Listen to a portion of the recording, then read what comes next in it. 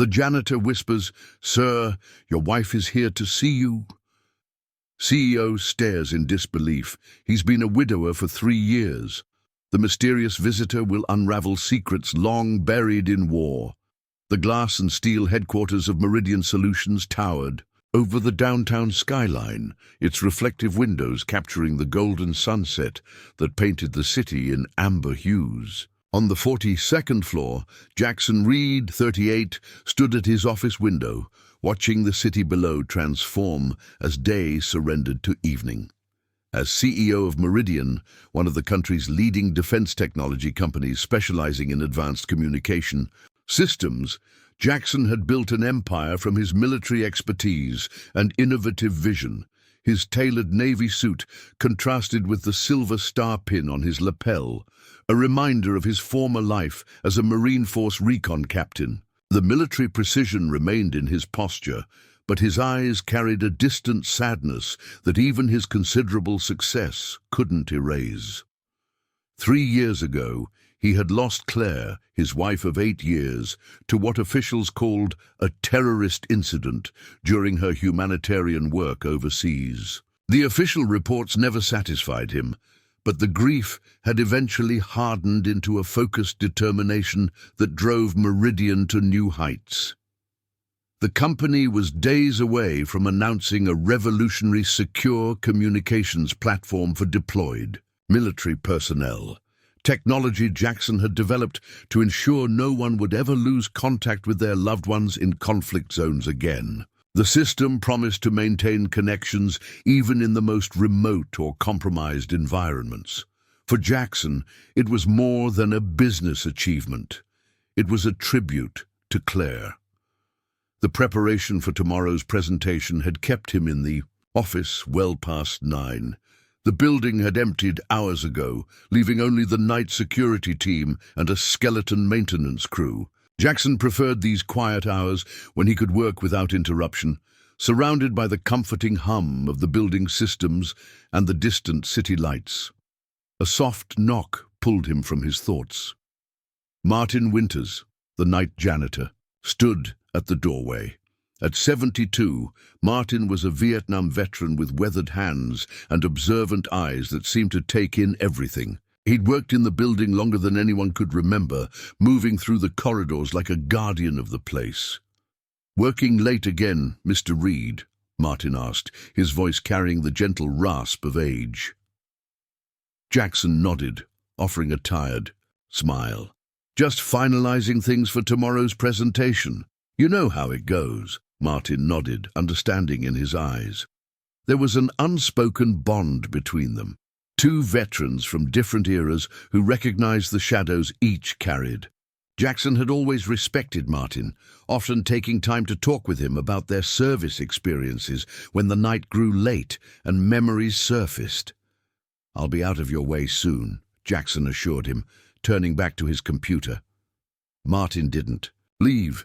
Instead, he glanced down the hallway, then stepped closer to Jackson's desk. Something in the old man's demeanor changed, a tension in his shoulders, a careful vigilance in his gaze. "Sir," Martin said, his voice dropping to barely above a whisper, "your wife is here to see you."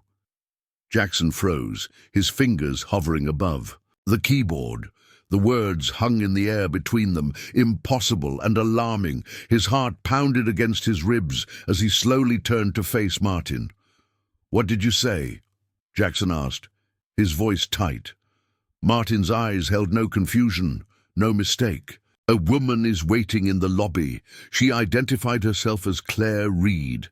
Said she's your wife." Jackson felt the floor tilt beneath him. Claire had been declared dead 3 years ago. He'd identified her body, attended her funeral, mourned her. Every day since. There was no possibility, no rational explanation for Martin's words, yet the janitor stood firmly, certainty in his weathered face. "I thought you should know before security makes a decision about her. She's insisting on seeing you." Jackson's mind raced through possibilities as he followed Martin toward the lobby. An imposter, a cruel prank, someone who resembled Claire enough to confuse an elderly janitor. Yet Martin's certainty disturbed him. The old veteran wasn't easily fooled. "Did she say anything else?" Jackson asked, his voice low as they entered the elevator. Martin shook his head. "Just that she needed to speak with you urgently. Something about Operation Blackbird." Jackson felt his blood turn cold. Operation Blackbird was the classified mission he'd led in Syria, his final deployment before leaving the Marines. Only a handful of people knew that code name. Claire had known because he'd broken protocol, confiding in her during late-night video calls when the pressure became too much. It was the mission that had changed everything for him. "How did she look?" Jackson asked, fighting to keep his voice. "Steady, thin, nervous, has a scar across her left cheekbone that wasn't there in the photos on your desk." Martin's observant eyes missed nothing. "And sir, she's speaking with a slight accent now, Eastern European, I'd guess." The elevator doors opened to the ground floor. Jackson paused, straightening his tie, a habit from his military days before. Confronting the unknown. "Thank you, Martin. I'll handle this from here." "I'll be nearby if you need me," Martin replied, understanding in his eyes. The old janitor stepped aside, broom in hand, but Jackson knew he wouldn't go far. Veterans looked out for each other. The lobby stretched before him, marble floors reflecting the minimal night lighting. By the security desk stood a woman, her, back to him, slender in a dark coat, blonde hair cut shorter than Claire had worn it. The security guard glanced up, relief crossing his face at Jackson's approach. "Mr. Reid, this woman claims—" "I'll handle it, Mike," Jackson interrupted, his focus entirely on the stranger claiming to be his dead wife. The woman turned, and Jackson felt the world tilt beneath him. The face that met his was Claire's, unquestionably Claire's, but changed, thinner, with a jagged scar running from her left temple to cheekbone. Her blue eyes held the same shape, but something in them had hardened, grown cautious. 3 years of believing her dead hadn't diminished his memory of every detail of her face. "Jackson," she said, her voice both familiar and strange, carrying a subtle Slavic inflection that had never been there before. "Who are you?" he asked, keeping his distance, every muscle tense. "It's me," she whispered, her eyes never leaving his. "I know what this looks like, but I can explain everything." Jackson felt anger surge through his shock. "I identified your body. I buried my wife." A sad smile flickered across her face. "No, you buried someone made to look like me. I've been alive all this time." The security guard shifted uncomfortably, hand hovering near his radio. Jackson gestured. "For him to stand down. We need to talk privately," the woman said, glancing toward the cameras in the lobby corners. "It's about Blackbird and why I had to disappear." Jackson studied her, looking for any sign this was an elaborate deception. He'd seen sophisticated operations during his military career. Facial prosthetics, voice training, deep background research to create convincing covers. But the way she held herself, the small scar on her wrist from a childhood fall, the unique pattern of her iris, these weren't things easily replicated. "My office," he said finally, his voice clipped. "Mike, she's with me, but alert Hayden, in security, to monitor the feeds." As they walked back to the elevator, Jackson maintained his distance. His mind processed tactical considerations, keeping her away from sensitive areas, potential escape routes, the weight of the concealed firearm in his shoulder holster. But beneath the security calculations, his heart thundered with questions. The elevator ride passed in tense silence. Jackson watched her reflection in the polished doors. She stood perfectly still, her breathing controlled, training he recognized. Claire had been a humanitarian doctor, not someone with tactical breathing techniques. "Whoever you are," Jackson said as the doors opened to the 42nd floor, "you've gone to extraordinary lengths for this meeting. You have 10 minutes to convince me you're not lying before I call federal agents who will be extremely interested in someone impersonating my dead wife."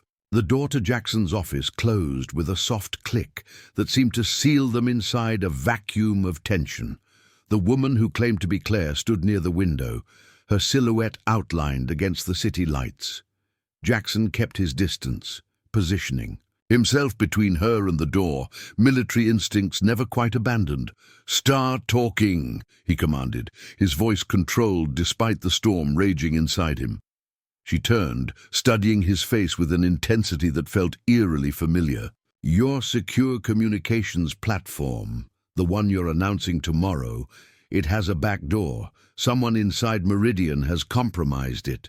Jackson's expression remained impassive, though her knowledge of his confidential project sent warning. Signals flaring. "That doesn't explain why you're impersonating my dead wife." "I'm not impersonating anyone, Jackson." She stepped forward, stopping when she noticed his subtle shift in posture.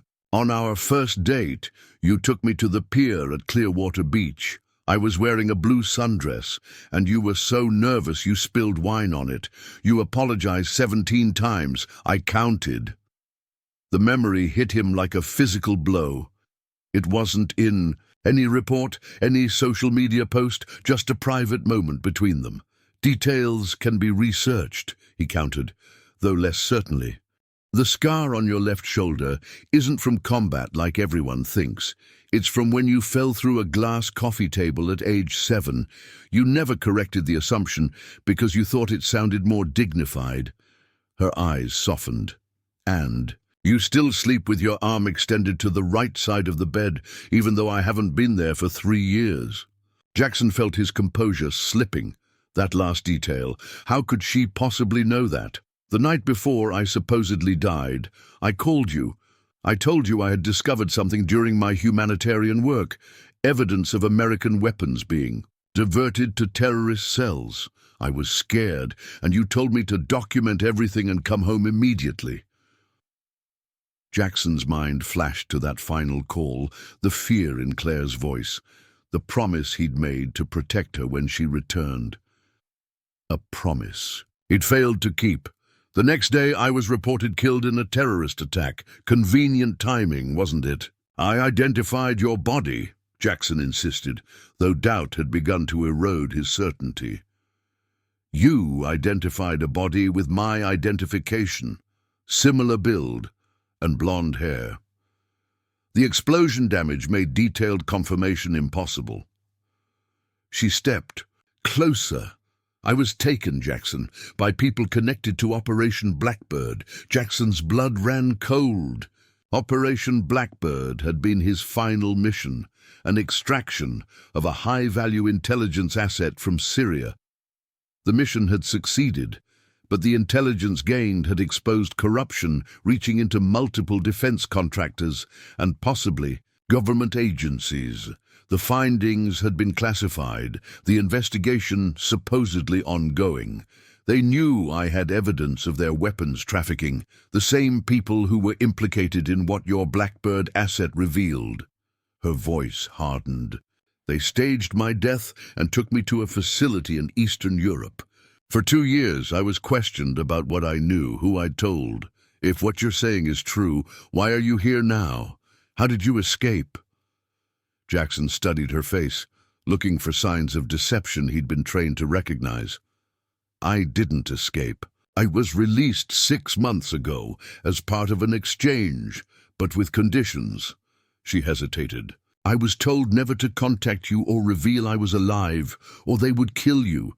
They've been monitoring me." "Then why risk coming here?"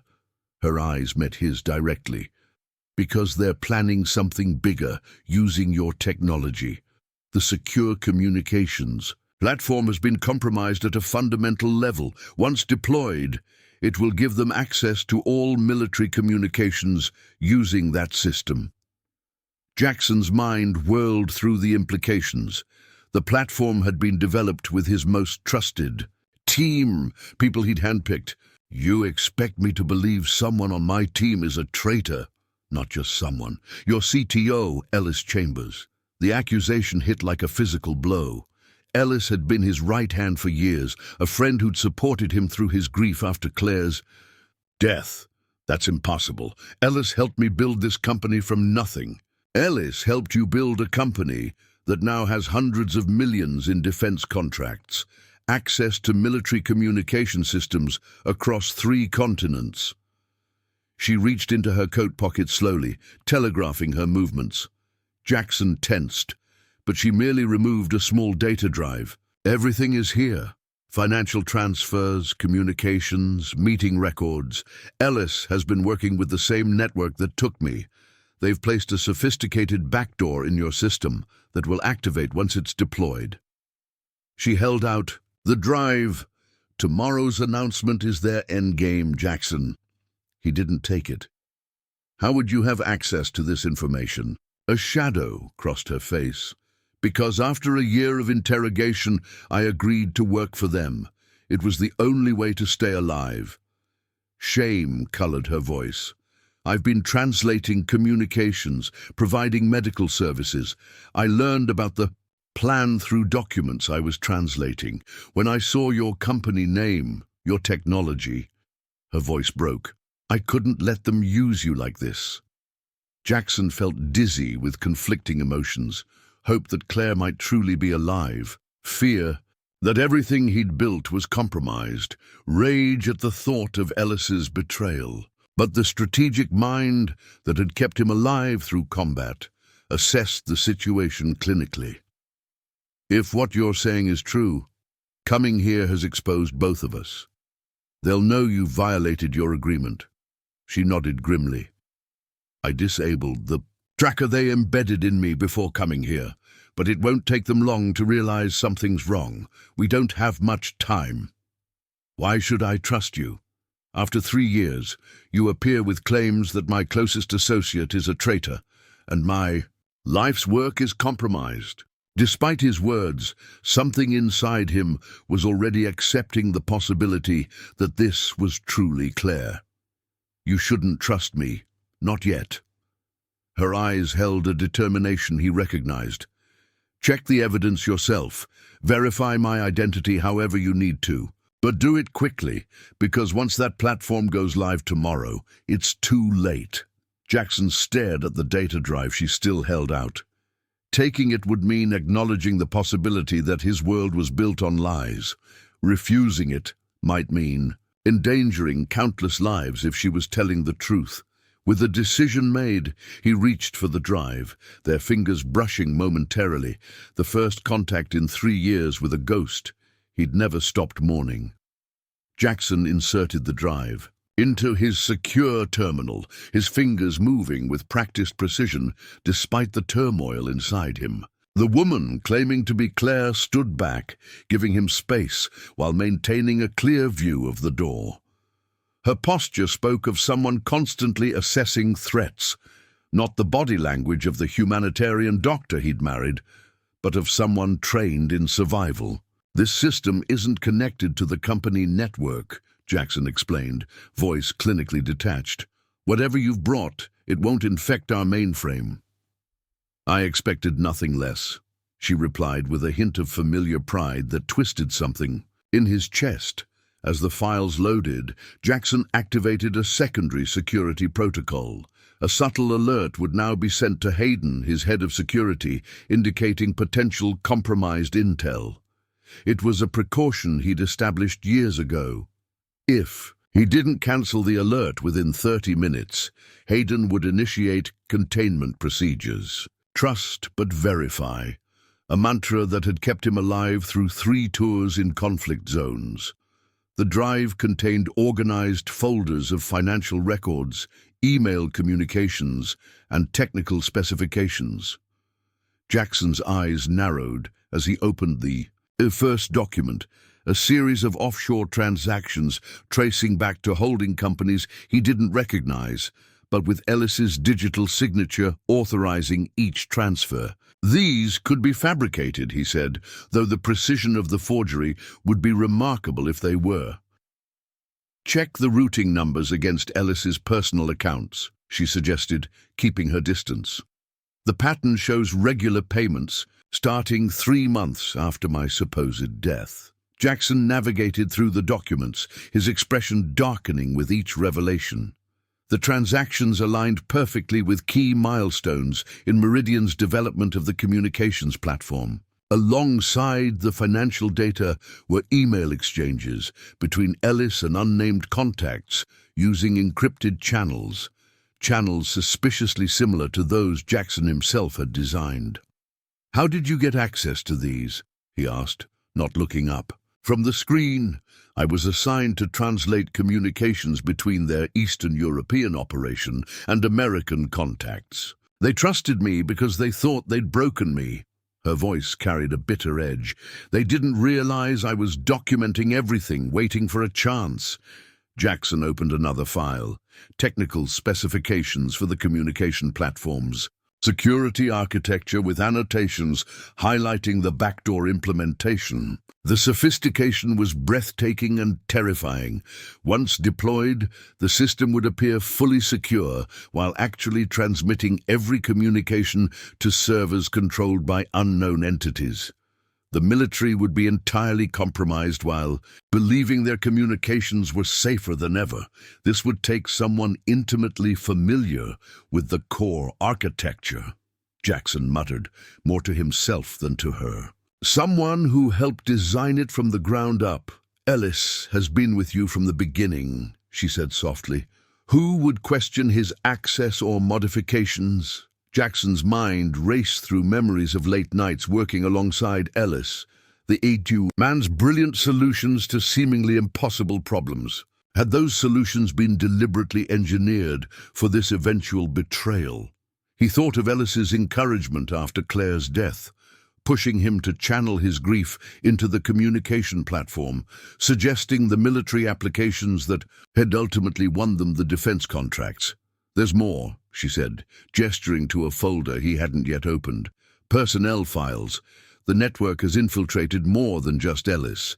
At least 3 other engineers on your team are compromised."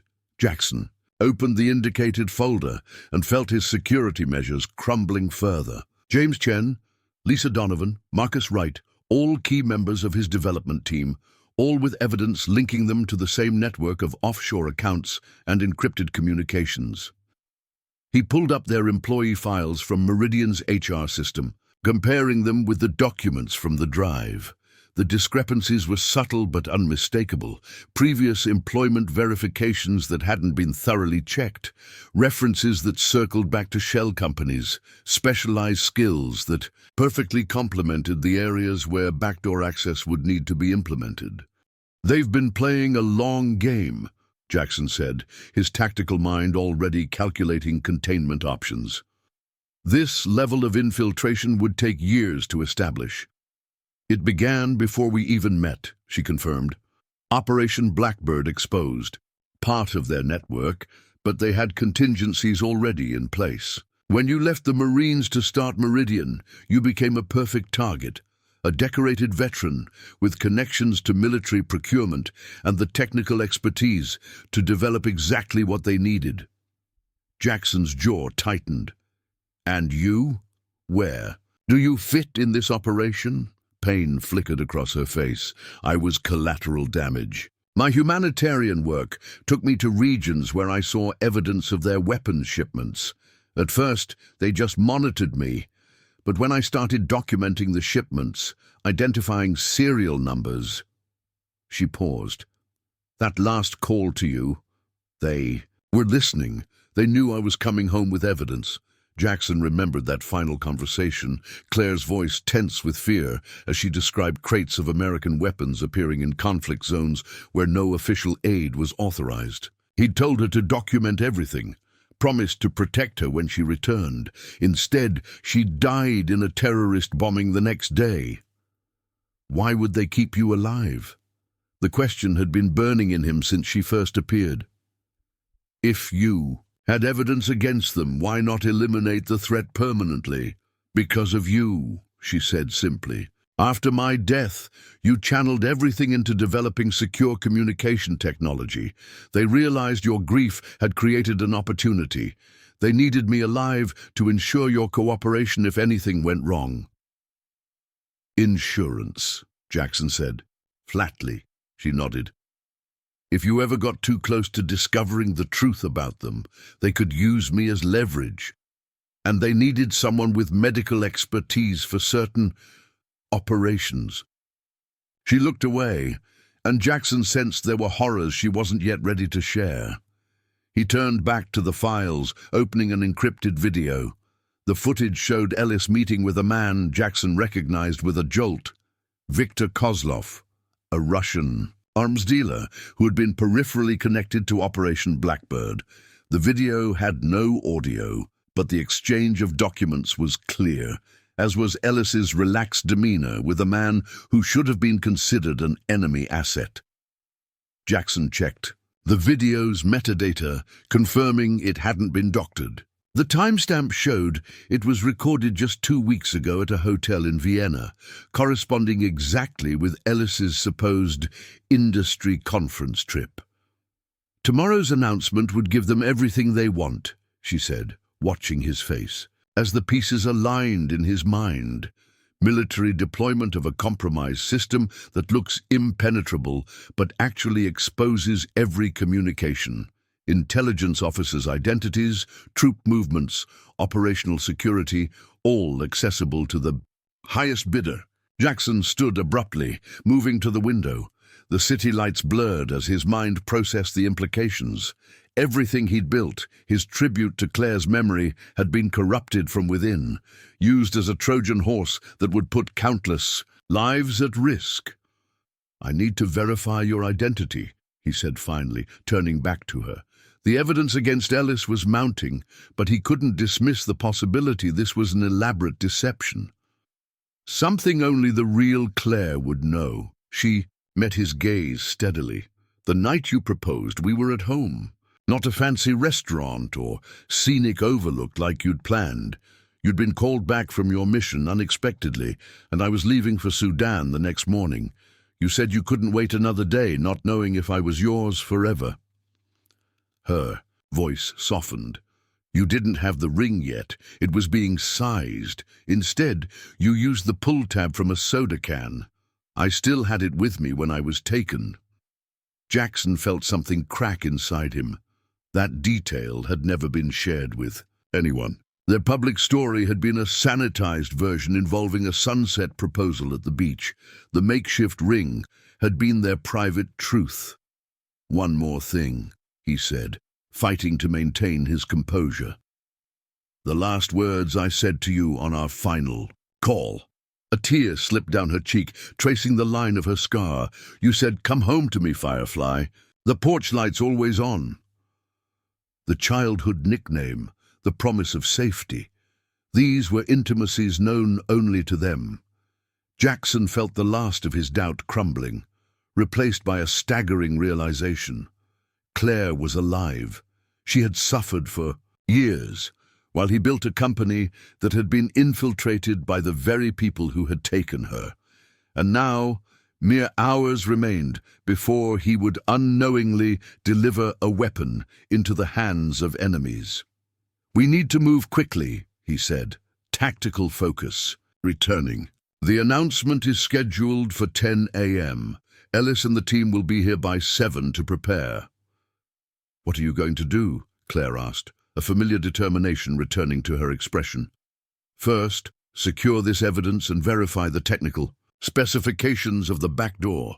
His mind was already mapping contingencies. "Then find out exactly how deep this infiltration goes before Ellis realizes we're onto him." As Jackson began implementing security protocols, a soft knock at the door froze them both. Martin's voice came through, low and urgent. "Mr. Reid." "Ellis. Chambers just entered the building. He's heading up now." "He shouldn't be here," Jackson whispered, instinctively moving to position himself between Claire and the door. "It's nearly midnight." Claire's expression hardened as she quickly removed the drive from the computer. "He must know something's wrong. My handler might have realized I disabled the tracker." Jackson accessed the security panel beside his desk, bringing up the building's surveillance system. Ellis appeared on the monitor, alone in the elevator, his usual relaxed demeanor replaced by tense vigilance. He was dressed casually in jeans and a dark jacket, not the attire of someone coming in for last-minute work preparations. "Martin," Jackson called through the door, keeping his voice low. "Is anyone else with him?" "No, sir." But he came through the side entrance, avoided the main security desk. The concern in the old janitor's voice was evident. "Asked if you were still in the building. I said I hadn't seen you leave." Jackson nodded, mind racing through options.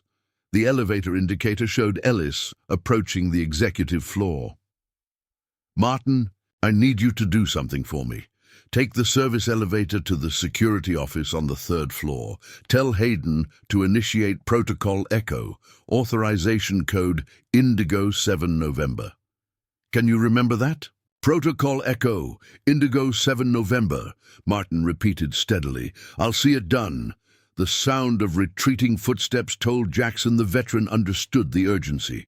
Protocol Echo would quietly lock down the building's exits and secure the servers without triggering visible alarms.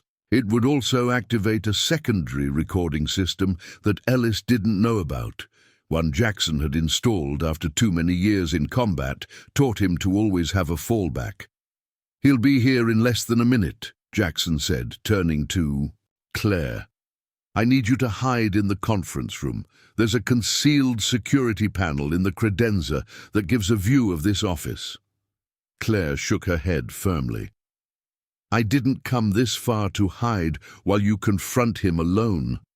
I need to get him talking," Jackson insisted.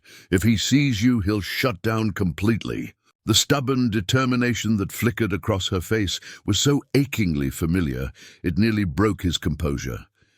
She pressed the drive into his hand, fingers lingering against his palm. "Be careful. If he suspects you know anything—" "This isn't my first interrogation," Jackson said softly, "but I need to know you're safe."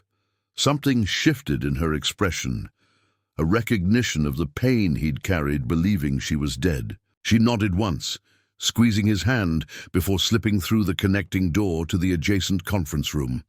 Jackson took a deep breath, centering himself as he had before countless missions. He moved to his desk, casually slipping the drive into a hidden compartment in his watch, a precaution from his military days that had become habit. He pulled up innocuous project files on his screen just as the elevator chimed. Ellis Chambers stepped into the hallway, scanning his surroundings before approaching Jackson's office. At 45, Ellis had the lean build of a distance runner and the calculated movements of someone accustomed to assessing situations quickly. His normally meticulously styled hair was disheveled, his expression tightly controlled as he rapped lightly on the open door. "Working late again, Jack?" Ellis forced. A smile that didn't reach his eyes. "The big presentations got us all on edge, I guess." Jackson leaned back in his chair, projecting casual confidence while noting the unusual tension in Ellis's shoulders, the way his right hand remained close to his jacket pocket. "Just finalizing my talking points. Didn't expect to see you until morning." Ellis stepped into the office, glancing around with practiced casualness. "Got a security alert on my phone. Unusual access patterns on the server. Thought I'd check it out personally rather than bother the team this late." "Unusual access." Jackson raised an eyebrow, watching Ellis carefully. "I've just been reviewing the presentation materials. Nothing that should trigger alerts." Ellis moved toward the windows, positioning himself to keep Jackson in his peripheral vision while scanning the city below. "Probably nothing. System's been jumpy with all the last-minute changes." He paused, turning slightly. "Anyone else been here? Tonight? Security mentioned you had a visitor." The question hung in the air between them. Jackson maintained a neutral expression while calculating how much Ellis might already know. "Martin's been around. Had a few questions about his veterans' benefits." Ellis nodded, his gaze drifting to the framed photo on Jackson's desk, Jackson and Claire on their wedding day. "Hard to believe it's been 3 years since Claire's accident. She'd be proud of what you've built." Jackson felt a cold fury rise at hearing Claire's name from Ellis's lips, knowing now what role he'd played in her disappearance. He channeled the emotion into focused attention, noting the deliberate use of accident rather than terrorist attack, the official cause of death. "Some days it feels like yesterday," Jackson replied evenly. Claire was always passionate about protecting people. This communications platform would have meant a lot to her. Ellis turned fully toward him now, studying his face. "You've certainly channeled your grief productively, though I've wondered if you've ever truly accepted her death. Hayden mentioned you still keep her things exactly as she left them." The subtle probe confirmed Jackson's suspicion. Ellis was fishing for information, trying to determine if Jackson had somehow learned Claire was alive. He decided to lean into the deception. "I had a dream about her last night," Jackson said, allowing genuine emotion to color his voice. "She was trying to tell me something important, but I couldn't hear her. Woke up feeling like I'd missed something crucial." He watched Ellis carefully. "Ever get that feeling, Ellis? That you're overlooking something right in front of you?" Flicker of unease crossed Ellis's face before his mask of concern returned. "Grief does that, makes us search for messages that aren't there." He moved closer to Jackson's desk. "Maybe after tomorrow's announcement you should take some time off. This project has consumed you for years." "I've been thinking about the security architecture," Jackson said, changing direction abruptly.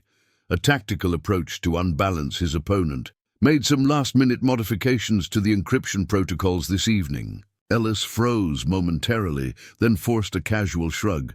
"At this stage? That's risky, Jack. We've been through multiple security audits already."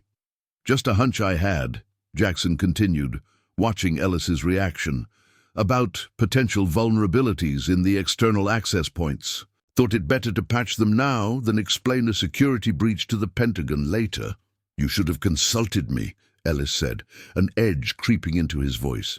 "I designed those protocols myself." "That's exactly why I wanted fresh eyes." "On them," Jackson replied, standing slowly. "Sometimes we get too close to our own work to see its flaws." The tension in the room thickened as Ellis processed the implications. His hand moved slightly closer to his jacket pocket. "What exactly did you modify, Jack?" Jackson moved around the desk, maintaining a tactical distance while positioning himself between Ellis and the conference room door. "I eliminated a backdoor. I discovered in the authentication sequence. Clever implementation, nearly invisible unless you knew exactly what to look for." Ellis's expression hardened, pretense falling away. "You've always been paranoid, Jack. It's what made you good in the field. But sometimes you see ghosts where there are none." "Interesting choice of words," Jackson said, his voice dangerously quiet. "Considering I just spent 3 hours looking at financial records, linking you to Viktor Kozlov, and a network of shell companies receiving payments timed perfectly with our development milestones." The mask slipped completely now, Ellis's face transforming with cold calculation. "Where did you get that information?" "Does it matter? The question is what you thought would happen once the platform was deployed. Did you really believe I wouldn't discover the breach eventually?" Ellis gave a sharp, humorless laugh. "By then it would be too late. The system would already be embedded in military communications across 3 theaters of operation." His hand slipped inside his jacket, emerging with a small pistol that he kept low at his side. "You should have stayed focused on your grief, Jack. You built something revolutionary, but you never understood its true value." Jackson remained perfectly still, assessing options. Ellis was standing between him and his own weapon, secured in the desk drawer. "And what is its true value?" "Ellis, selling out your country, putting soldiers at risk?" "Its value is control," Ellis replied, eyes hardening. "Information is the only currency that matters in this century. Your platform provides access to that currency on an unprecedented scale." He gestured with the weapon. "The irony is, you built it because you couldn't save your wife, and now you'll lose everything else too." The mention of Claire triggered something primal in Jackson. but years of operational discipline kept his expression neutral. "How many others at Meridian are involved?" Ellis smiled thinly. "Enough to ensure the project succeeds, with or without you. Jen, Donovan, Wright, all loyal to interests beyond this company. We've been patient, Jack, 3 years of careful work, guiding your grief toward creating exactly what we needed." "And Claire's death? Was that part of your operation too?" Jackson asked, the question burning in his throat. A flash of genuine surprise crossed Ellis's face. "That was unexpected collateral damage. Her humanitarian work put her in the wrong place at the wrong time. But it proved useful. Your grief made you singularly focused, easier to direct." Jackson knew Ellis was lying, but the deception confirmed that Ellis wasn't aware Claire was alive or that she had brought Jackson the evidence. That gave them an advantage. "The security alert that brought you here tonight, it wasn't about server access, was it?" Jackson pressed, buying time as he heard the faint sound of movement in the building's security systems activating. "Someone warned you." Ellis adjusted his grip on the weapon. "Let's just say certain protective measures were triggered. Now, we're going to walk down to the server room together. You're going to reverse whatever changes you made, and then we'll discuss your future with the company." His smile turned cold. "Which, unfortunately, will be brief." "And if I refuse?" Jackson asked, already knowing the answer. "Then I'll shoot you now and claim I found you accessing restricted data. Given your history of emotional instability since Claire's death, no one would question that you might have finally broken under pressure." As Ellis spoke, Jackson caught a glimpse of movement in his peripheral vision, the conference room door opening silently, Claire's reflection visible in the window behind Ellis. She moved with practiced stealth, positioning herself behind the credenza. "You've overlooked something critical, Ellis," Jackson said, deliberately drawing Ellis's full attention. "And what's that?" Ellis asked with condescending patience. "I'm not the only ghost in this building tonight." Ellis's expression flickered with confusion at Jackson's cryptic statement. Before he could respond, the sound of breaking glass shattered. The tension as a crystal paperweight crashed into the wall beside him. Ellis instinctively turned toward the source of the noise, weapon raised, the momentary distraction Jackson needed. In one fluid motion born from years of combat training, Jackson lunged forward, closing the distance between them. His left hand clamped down on Ellis's wrist, forcing the weapon upward, while his right delivered a precise strike to Ellis's solar plexus. The gun discharged, the bullet embedding itself in the ceiling as the two men grappled for control. Claire emerged from her hiding place, moving with a precision that spoke of training Jackson had never known she possessed. She circled behind Ellis, searching for an opening, as the men crashed against the desk, sending papers and equipment scattering across the floor. Ellis fought with unexpected skill, twisting to break Jackson's grip on the weapon. "You're making a mistake," he hissed through clenched teeth. "You have no idea who you're dealing with." "I know exactly who I'm dealing with," Jackson replied, redirecting Ellis's momentum to slam him against the bookshelf. "A traitor who sold out his country and was willing to risk the lives of thousands of soldiers." Ellis's eyes widened in shock as Claire appeared in his field of vision. The momentary distraction cost him. His grip on the weapon loosened just enough for Jackson to wrench it away, stepping back to create distance. "Claire," Ellis whispered, disbelief etched across his features. "That's impossible. You're dead." "Apparently not," Claire replied coldly, her stance balanced and ready. The scar on her cheek seemed more pronounced in the harsh office lighting, a visible reminder of what she had endured. Ellis's shock transformed into calculating assessment. "So that's how you knew?" His gaze darted between them. "They told me you'd been eliminated after you served your purpose." Claire's expression hardened. "They tried. Several times. I'm harder to kill than they anticipated." Jackson kept the weapon, trained on Ellis, processing this new information. You knew she was alive all this time? Not directly, Ellis admitted, his mind visibly racing for a way out of his predicament. I knew someone from your past had been leveraged by our associates. A significant personal connection, kept as insurance. I assumed it was a former teammate or family member. His eyes narrowed at Claire. You were supposed to be in a facility in Estonia. How did you get here? Your associates made a mistake, Claire replied, her voice steady despite the emotion Jackson could see building behind her eyes. They thought breaking me physically would ensure my cooperation. They didn't realize what I'd learned during my humanitarian work in conflict zones, how to appear compliant while planning an escape. Jackson felt a surge of pride, mixed with anguish, at what she must have endured. Enough talking. Sit down, Ellis. Keep your hands where I can see them. Ellis complied, lowering himself into the chair opposite Jackson's desk, his posture deceptively relaxed despite being at gunpoint. What's your plan here, Jack? Shoot me? Then what? My associates have contingencies in place. The moment I fail to check in, the others on your team will activate emergency protocols. You mean Chen, Donovan, and Wright? Jackson asked, watching Ellis's expression closely. Already being detained by security. Protocol Echo includes isolating suspected security threats. It was a bluff. Hayden would only just be implementing the protocol. But the flicker of uncertainty in Ellis's eyes confirmed Jackson had named the right people. The office phone rang, breaking the tense standoff. Jackson activated the speaker without taking his eyes off Ellis. Reid, he answered tersely. Hayden's voice came through, professional and controlled.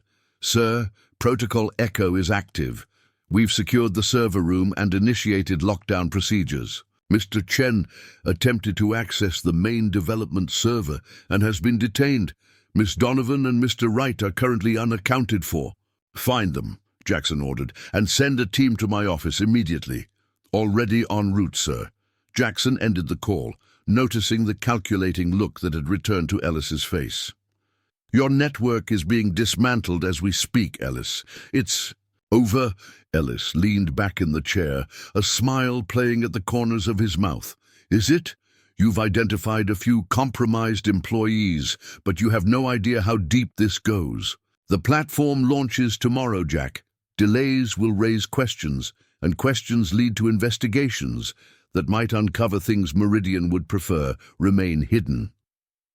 What are you talking about? Jackson demanded.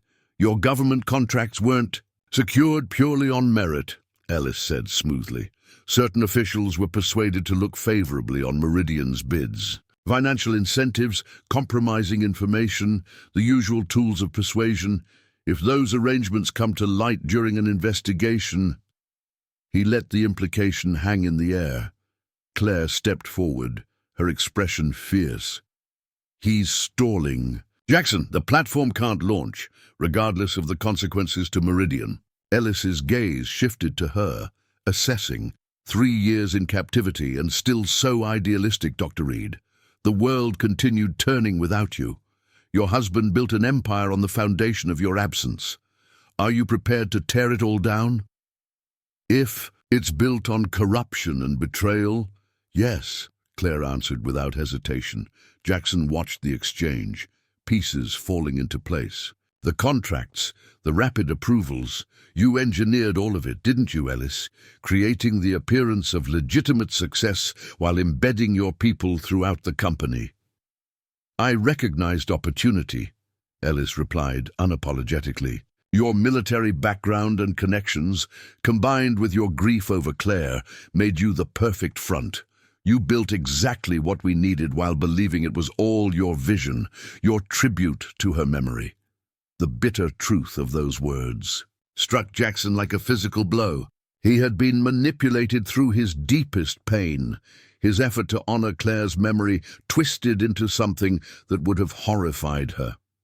Why the communications platform specifically? Claire asked, moving to stand beside Jackson, a united front despite their years apart.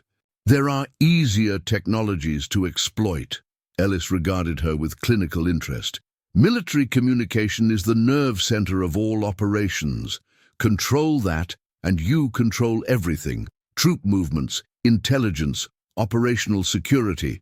Our clients were very specific about their requirements. Your clients, Jackson repeated, disgust evident in his voice. Kozlov and his network. Among others, Ellis shrugged. Nations, states, private interests. The market for this level of intelligence access is surprisingly diverse. The sound of the elevator arriving broke the tension momentarily. Jackson knew Hayden's security team would be approaching, but he needed more information before Ellis was taken into custody. The back door in the platform, how extensive is it? Jackson demanded. Ellis smiled thinly. Comprehensive, every communication, every file transfer, every location ping, all mirrored to our servers. The beauty is in its invisibility. The buoy system passes all standard security audits because the back door only activates when specific authentication protocols are used, the very protocols written into the military implementation guidelines. Claire moved to Jackson's computer, quickly, navigating through files. We need to isolate exactly how it works to ensure it can be completely removed. Ellis watched her with cold amusement. You won't find it in the documentation. The core code was compartmentalized. Different teams working on different components, none seeing the complete picture. Only 4 people know the full implementation. And you're one of them, Jackson stated. The only one in this room, Ellis confirmed with smug confidence, which means you need me, Jack. The security team approaching right now, send them away and we can negotiate terms. Jackson heard footsteps. In the hallway, Hayden's team arriving. He had seconds to decide how to proceed. Ellis possessed critical information about the backdoor implementation, but keeping him here posed significant risks. Jackson, Claire said quietly, her eyes conveying a deeper understanding of what they faced. He's valuable to them alive. If we turn him over to authorities now, his network will eliminate him before he can testify. We need what he knows. The realization of their precarious position settled over Jackson. Exposing the conspiracy meant navigating a minefield of corrupted officials, compromised systems, and a network with unknown reach. Standard protocols wouldn't suffice. Mr. Reid, Hayden called from outside the door. Security team in position. Jackson made his decision. Hayden, secure the perimeter, but do not enter. I'm handling this personally. Sir? Confusion colored Hayden's voice. That's an order. Maintain protocol echo and continue searching for Donovan and Wright. Understood, sir. The reluctance was evident, but Hayden's footsteps retreated down the hallway. Ellis raised an eyebrow. Interesting choice, Jack. What's your play here? Jackson moved to his desk, keeping the weapon trained on Ellis as he activated a secure line on his phone. I'm calling in specialists who aren't compromised by your network. Military contacts? Ellis guessed, his confidence wavering slightly. They won't have jurisdiction in a corporate espionage case. This stopped being corporate espionage when you targeted military communications, Jackson replied, dialing a number he hadn't used in years. This is national security now. As the line connected, Jackson spoke with the authority of his former rank. This is Captain Jackson Reid, authorization code Sierra Tango 759 Echo. I need to speak with Commander Westfield immediately. Priority Alpha. Ellis's expression darkened as he recognized the implications. Blackbird assets, he said. No longer bothering to hide his concern. You're activating your old special operations network. Claire watched the exchange, her hand unconsciously touching the scar on her cheek. The same network that helped expose part of your operation 3 years ago, she added. The one you thought you'd silenced when you took me. For the first time, genuine fear flickered across Ellis's face as he realized Jackson wasn't playing by the expected rules. His network had contingencies for corporate security, law enforcement, even regular military channels. But the shadow operations units that had run missions like Blackbird operated outside conventional systems, answerable only to the highest levels of command. "Captain Reid," a gruff voice answered on the speakerphone. "Westfield here. It's been a while." "Commander, I have a Blackbird situation," Jackson replied, using the coded terminology from their shared past. "Compromised communication network, military implications, high-level infiltration. And, sir," he glanced at Claire, his voice catching slightly, "ghost assets have resurfaced." A moment of heavy silence followed as Commander Westfield processed the loaded terminology. "Understood, Captain. Containment team en route to your location. Estimated arrival 30 minutes. Secure all evidence and prepare for extraction." "There's one more thing, sir," Jackson added, his gaze locked on Ellis. "We have a primary asset in custody with critical intelligence. Recommend specialized handling protocols." "Acknowledged. Maintain control until the team arrives." The line disconnected without further exchange. Typical of Westfield's operational style, Ellis's calculating expression had been replaced by grim resignation. "You've just signed your death warrant, Jack. My network has reach even into your precious special operations community." "Perhaps," Jackson acknowledged, his resolve unwavering. "But unlike you, I'm willing to risk everything to protect what matters." He glanced at Claire, drawing strength from her presence. "I've already lost everything once. I won't let it happen again." The next 27 minutes unfolded with calculated precision as Jackson and Claire secured their position. Ellis remained under guard, his initial bravado gradually giving way to tense silence as the reality of his situation settled in. Jackson had secured the office, barricading the main entrance while maintaining a clear evacuation route through the executive fire exit. Claire methodically downloaded and backed up critical files, her movements efficient and focused. "Hayden reports that Donovan has been apprehended trying to access the server room," Jackson said, checking the security feed on his tablet. "Still no sign of Wright." Claire nodded without looking up from the computer. "We should assume he's either escaped or is attempting to contact their external network. The files indicate he was their communications specialist." Her fingers moved rapidly across the keyboard, her technical proficiency surprising Jackson. "I've isolated what I believe are the core backdoor components, but Ellis was right. They're fragmented across multiple systems. Without the complete implementation details, removing it entirely will be nearly impossible before tomorrow's launch." Jackson studied her as she worked, still reconciling the humanitarian doctor he'd married with this woman who navigated complex security systems with practiced ease. "Where did you learn to do this?" he asked quietly. A shadow crossed her face. "When they realized my medical skills were valuable, they transferred me to a facility that treated their operatives. I wasn't just providing medical care, I was documenting injuries, accessing their secure systems to update patient files." Her voice remained steady, but Jackson noticed the slight tremor in her hands. "I used their trust to gather information. Every time they gave me system access, I learned a little more." Jackson fought the surge of rage at what she'd endured. "Claire, I don't," she interrupted, finally meeting his gaze. "Not yet.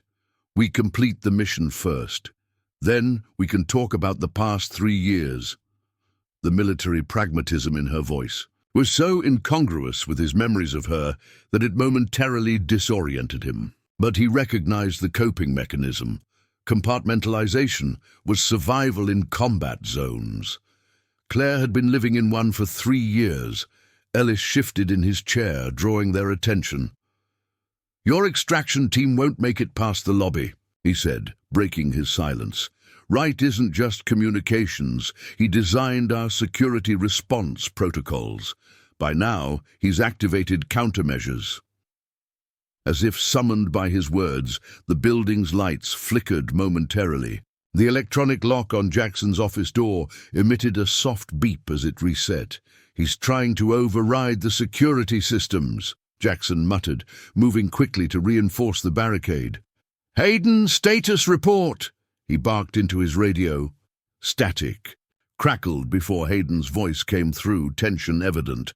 "Sir, we're experiencing system-wide glitches. Surveillance cameras on floors 12 through 30 are offline. Security doors are cycling between locked and unlocked states."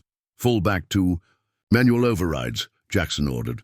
"Secure the server room physically and maintain visual on Donovan and Chen." "Already implementing, sir. But there's something else. We've got multiple unidentified individuals entering through the loading dock. They bypassed the biometric scanners. Somehow." Jackson exchanged a sharp glance with Claire. "Extraction team isn't due for another 3 minutes," he said quietly. "Not extraction," Ellis interjected, a hint of his earlier confidence returning. "Insurance. My associates wouldn't leave an operation of this magnitude without contingency measures." Claire immediately shifted away from the windows, drawing the blinds closed. "They'll secure the building perimeter first, then sweep floor by floor," she said, with the certainty of someone who had witnessed such operations firsthand.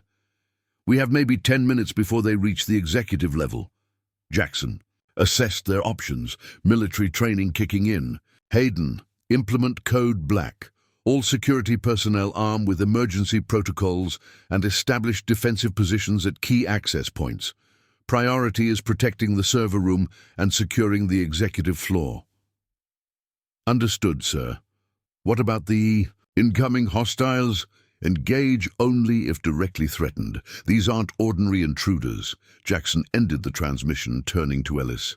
"Your people won't risk killing you.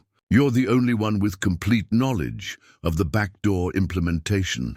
Ellis's expression remained carefully neutral. "Perhaps, but they'll certainly eliminate anyone else who knows about it." His gaze shifted pointedly to Claire. "Including your recently resurrected wife." Jackson fought the urge to strike him, channeling his anger into action instead. He moved to the hidden safe behind his office painting, entering a complex sequence that revealed not just the expected safe, but a concealed weapons cache, a precaution from his military days that had seemed paranoid until this moment. "Extraction. Team's ETA?" Claire asked, accepting the handgun Jackson offered her with practiced familiarity. 2 minutes, but they'll face resistance getting in." Jackson checked his own weapon, then secured additional magazines in his jacket. "We need to move toward the helipad on the roof. It's our best extraction point." Ellis laughed softly. "You won't make it to the stairwell. Wright will have locked down all vertical transportation by now." As if confirming his assessment, Jackson's tablet displayed a building schematic showing red indicators at every elevator and stairwell access point. The executive floor was effectively isolated.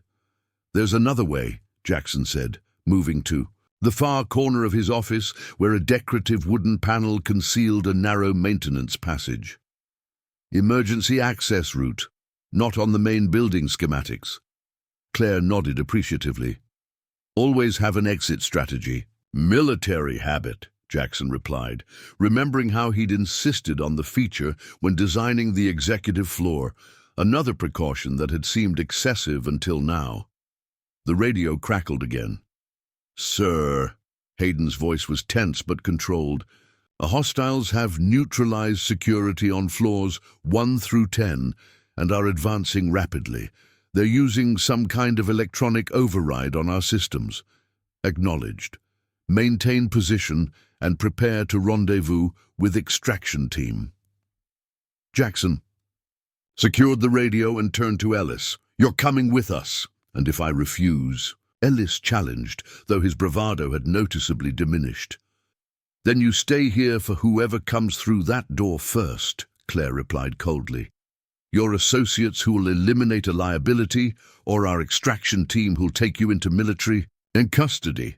Neither option ends well for you." Ellis considered his position, calculation evident in his expression. "I want immunity," he said finally. "Full protection and a new identity in exchange for everything I know about the network." "That's not our call," Jackson replied, checking the hallway through the security feed one last time before preparing to move. "But cooperation significantly improves your survival odds in the next 30 minutes. A series of muffled explosions from the lower floors punctuated his statement. The building shuddered slightly. "That's not Wright's team," Ellis said, tension finally breaking through his composed facade. "That's military-grade breaching equipment. Your extraction team must have encountered resistance." Jackson grabbed Ellis by the arm, hauling him toward the hidden passage. "Time to move." Claire took point, weapon ready, as Jackson opened the concealed door, revealing a narrow maintenance corridor illuminated by emergency lighting. The passage was designed for building systems access, running vertically through the structure with ladder points to different floors. Up 2 levels to the mechanical floor, then across to the private elevator shaft that connects directly to the helipad, Jackson instructed, pushing Ellis ahead of him. "That elevator runs on an independent system." They moved swiftly through the passage, the sounds of conflict becoming more distant as they ascended. Claire navigated the tight space with surprising agility, checking each junction before proceeding. Jackson kept a firm grip on Ellis, who had abandoned any pretense of resistance, now fully aware that his survival depended on their success. The maintenance passage opened onto the mechanical floor, a vast space filled with HVAC equipment, electrical systems, and water treatment facilities that serviced the entire building. The constant hum of machinery provided cover for their movements as they navigated between massive air handlers and cooling units. "The private elevator is on the north side," Jackson said, orienting himself. "We need to—" His words cut off as gunfire erupted from behind a bank of electrical panels. A bullet ricocheted off metal inches from his head. Claire reacted instantly, pulling both men behind a concrete support pillar as she returned fire with precise, measured shots. "Right," Ellis whispered, recognition in his voice. "He would have known about this route." Marcus Wright emerged from behind the electrical panels, advancing with the confidence of someone trained in close-quarters combat. At 35, he was Meridian's youngest executive, recruited by Ellis personally for his network security expertise. Now his true skills were evident in his tactical movement and weapon handling. "Ellis, this is disappointing," Wright called out, his voice carrying over the mechanical background noise. "You know the protocols for compromise. Come with me now, and the others might consider leniency." Jackson signaled Claire to maintain her position while he circled around through the shadows of the massive equipment. Years of special operations training guided his silent movement as he flanked Wright's position. "The operation is blown, Marcus," Ellis replied, his voice steady despite the situation. "Reid has activated his military contacts. There's a specialized extraction team already in the building." Wright laughed, the sound echoing unnervingly through the mechanical space. "Which is precisely why our cleanup team is here. Complete containment protocol is in effect." He advanced cautiously, scanning for movement. The woman was supposed to be eliminated months ago. Her escape compromised everything. Claire tensed beside Ellis, her knuckles white around her weapon. "Your associates underestimated me," she called out, deliberately drawing Wright's attention to their position, while Jackson continued his flanking maneuver.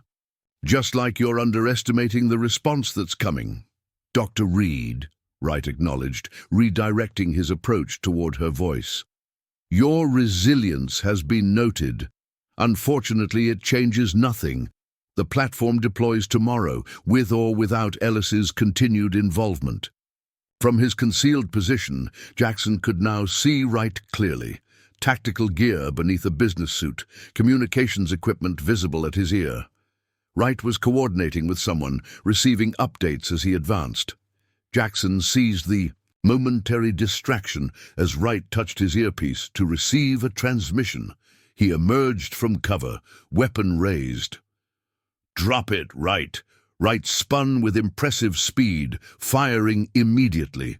Jackson felt the burn as a bullet grazed his left arm, but his return fire was more accurate, striking Wright in the shoulder and sending him stumbling backward against the electrical panels.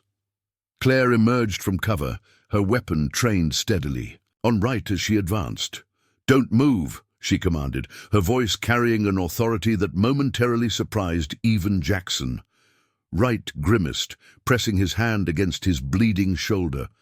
"You're too late," he said through gritted teeth. "The contingency protocol is already initiated. The system goes live at midnight, not during the announcement. By morning, every military communication channel will be compromised." Jackson checked his watch, 11:37 p.m. Less than 25 minutes remained. "Override code," Jackson demanded, pressing his weapon against Wright's uninjured shoulder. "Now!" Wright smiled through his pain. "There isn't one. That's the beauty of the system. Once initiated, it can only be stopped by physically removing the primary relay node, which is currently in a secure facility 500 miles from here." Ellis stepped forward, his composed facade cracking. "That wasn't the design. There's always an emergency shutdown protocol." "Plans changed," Wright replied, satisfaction evident despite his injury. "After Dr. Reid's escape, security protocols were enhanced. No single point of failure, not even you, Ellis." The distant sound of helicopter rotors cut through their exchange. "The extraction team arriving at the helipad above. We're out of time," Jackson said, securing Wright's weapon and quickly binding his hands with a cable tie from his pocket. "We move to extraction now and deal with the system remotely." As they proceeded toward the private elevator, Ellis's earlier confidence had evaporated entirely. "If Wright is telling the truth about the contingency activation, we've lost," he said quietly. "Even with everything I know about the back door, we can't stop the deployment remotely." Claire's expression remained determined as she checked the elevator shaft. "Then we change the objective," she said, with the clarity of someone accustomed to adapting mission parameters under pressure. "If we can't stop the deployment, we warn everyone who would be affected, expose the compromise before it can be exploited." Jackson nodded, the weight of decisions settling on his shoulders. The extraction team could get them to safety, but the greater threat remained. Thousands of military personnel would have their communications compromised if the system activated as planned. "New mission," he said as they entered the private elevator, the sound of conflict growing louder throughout the building. "We get to the extraction team, secure Ellis and Wright, and implement an emergency broadcast to all military channels warning of the compromise." As the elevator doors closed, sealing them in momentary safety, Jackson met Claire's gaze. In her eyes, he saw not just the woman he'd loved and lost, but a warrior who had survived unimaginable circumstances to find her way back to him. Whatever came next, they would face it together. The elevator began its ascent toward the helipad, carrying them toward an extraction that would only be the beginning of a much larger battle. The helicopter blades sliced through the night air as Jackson, Claire, and their two prisoners were lifted from the Meridian Solutions helipad. Below them, the corporate tower that had been Jackson's second home for 3 years now resembled a battlefield, tactical teams converging on multiple floors. Commander Westfield himself had led the extraction team, a rare field appearance that signaled the severity of the situation. 13 minutes until system activation, Jackson shouted over the rotor noise, checking his watch. The aircraft banked sharply, heading toward a secure military facility 30 miles outside the city. Westfield nodded grimly, his weathered face illuminated by the helicopter's interior lights. "Forward team is already at the server hub, preparing for emergency broadcast. We'll never reach the relay station in time, but we can warn every command post about the compromise." Ellis sat secured between two special operators, his expression vacant as the reality of his situation settled in. Wright, despite his wound, maintained a defiant glare, refusing medical attention beyond basic field dressing. Claire leaned toward Jackson, her hand finding his in the darkness of the cabin. Even with the warning, the damage will be catastrophic. Military operations worldwide will be paralyzed until they can establish new, secure channels. Jackson squeezed her hand, drawing strength from the connection that somehow had survived 3 years of impossible separation. Better paralyzed than compromised. Every minute they communicate on a breached system puts lives at risk. The helicopter touched down at a nondescript facility surrounded by multiple security checkpoints. Teams moved with practiced efficiency, securing Ellis and Wright while escorting Jackson and Claire to a communications center buried deep within the compound. Inside, a tactical operations room hummed with activity. Screens displayed military installations worldwide, communication, nodes pulsing with activity. General Harrison, Joint Chiefs Liaison for Cybersecurity, greeted them with terse efficiency. Reid, we've prepared for emergency broadcast on your command. Authentication protocols are standing by. His gaze shifted to Claire, confusion momentarily breaking through his professional demeanor. Dr. Reid, the reports of your death were greatly exaggerated, General, Claire finished for him, her voice steady despite her exhaustion. And we can explain everything once we've prevented a catastrophic intelligence breach. Jackson moved to the central console, where technicians had established direct links to military communication hubs across all branches. Authentication code. Sierra Tango 759 Echo, he stated clearly. Emergency priority override. Verified, responded the system. Awaiting broadcast. Jackson glanced at the countdown timer. 4 minutes remaining. He leaned toward the microphone. Years of command, experience steadying his voice. This is Captain Jackson Reid, former Force Recon. Security override authorization Sierra Tango 759 Echo. All military communication channels, utilizing the Meridian Solutions secure platform, are compromised. I repeat, all Meridian communications. Infrastructure has been compromised with backdoor access. Cease all transmission on these systems immediately and implement contingency protocols. This is not a drill. As the message repeated across global military channels, Claire studied the monitoring stations. One by one, command centers acknowledged the alert, communications going dark as systems were shut down.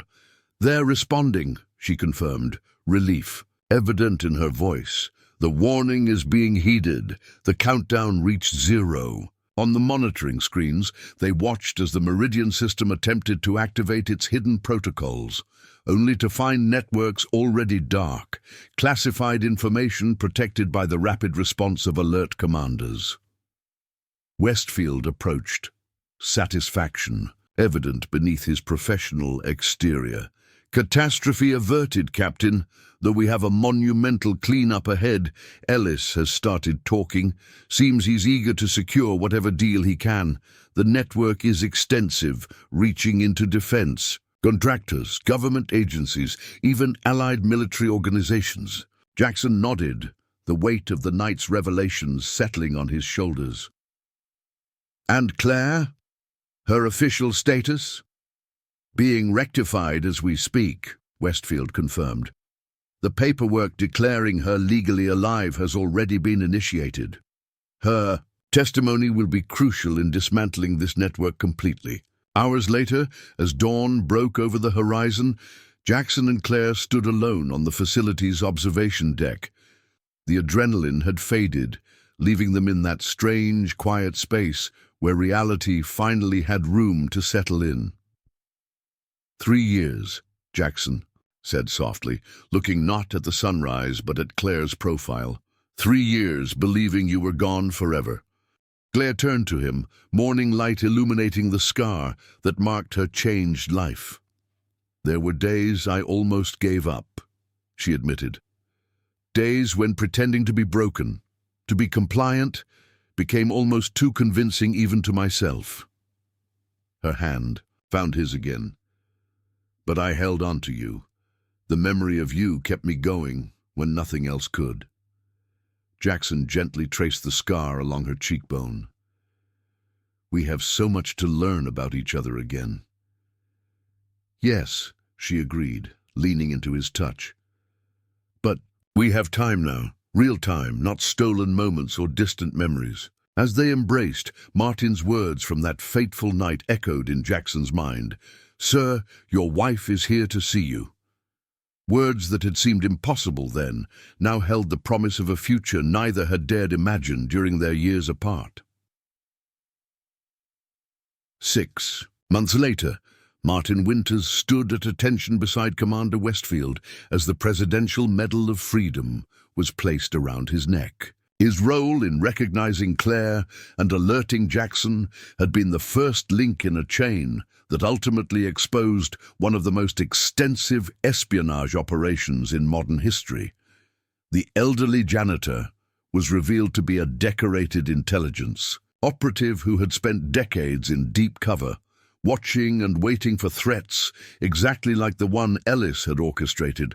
Jackson and Claire, seated in the front row of the White House ceremony, applauded as Martin offered a humble nod to the assembled dignitaries. Meridian Solutions had been restructured under new leadership, its compromised technology completely rebuilt with enhanced security measures personally overseen by Jackson.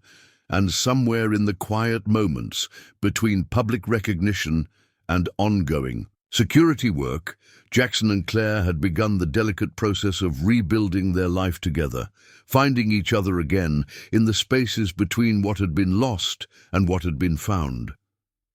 When a mysterious whisper alerts you to an impossible truth, will you have the courage to face it? Sometimes the most extraordinary revelations come from the most unexpected sources. If you've been moved by Jackson and Claire's journey of rediscovery and redemption, make sure to subscribe to our channel for more stories that explore the depths of human connection and resilience.